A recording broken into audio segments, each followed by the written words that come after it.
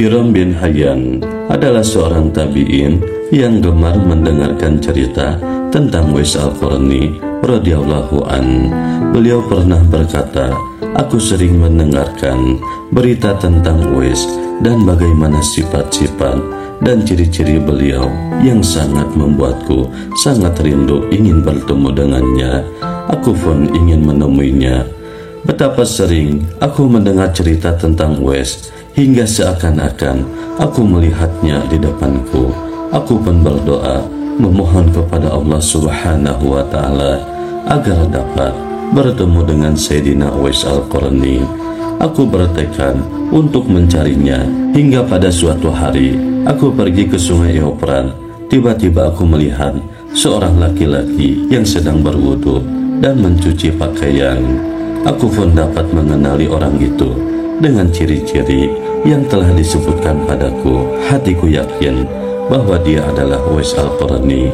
Maka aku pun segera memberinya salam.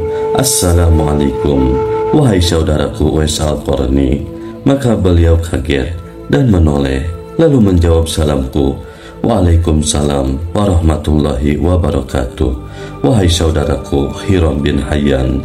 Aku terkejut. Subhanallah, bagaimana engkau dapat mengetahui namaku dan nama ayahku, padahal aku belum pernah bertemu denganmu sebelumnya? Uwais menjawab, Inna arwahal mu'min tata'arufu wa ruhi kalamat ruhaka. Sungguh, ruh-ruh orang yang beriman itu saling berkenalan satu sama lain. Ruhku telah berbicara dengan ruhmu. Aku pun menangis karena tidak tega melihatnya begitu kurus dan lemah badannya dengan pakaian yang seadanya. Lalu aku berkata padanya, sampaikanlah kepadaku sebuah hadis Rasulullah SAW. Beliau menjawab, telah kutebus Rasulullah SAW dengan ayah dan ibuku. Aku belum pernah berjumpa dengan Rasulullah SAW. Akan tetapi aku berjumpa dengan beberapa sahabatnya. Aku tak membuka diri untuk hal itu. Aku bukan seorang ahli hadis, bukan seorang mufti ataupun qadhi dan semacamnya. Maka aku kembali berkata, kalau begitu berwasiatlah kepadaku. Maka beliau memberiku wasiat. Beliau mulai dengan bertanya kepadaku, wahai Hiram, di manakah ayahmu? Telah wafat, jawabku. Beliau lalu bertanya, di manakah ibumu? Ia juga telah wafat, kataku. Kemudian beliau melanjutkan perkataannya, ayahmu telah wafat, ibumu telah wafat, dan dirimu sebentar lagi juga akan wafat seperti mereka. Beliau mulai menangis sambil menasehatiku. Rasulullah SAW pun telah wafat. Saudara Abu Bakar As-Siddiq juga telah wafat. Saudaraku Umar bin Khattab telah wafat. Maka aku menjawab, wahai Uwais, Sayyidina Umar belum wafat, ia masih hidup. Namun Sayyidina Uwais berkata, ia telah wafat.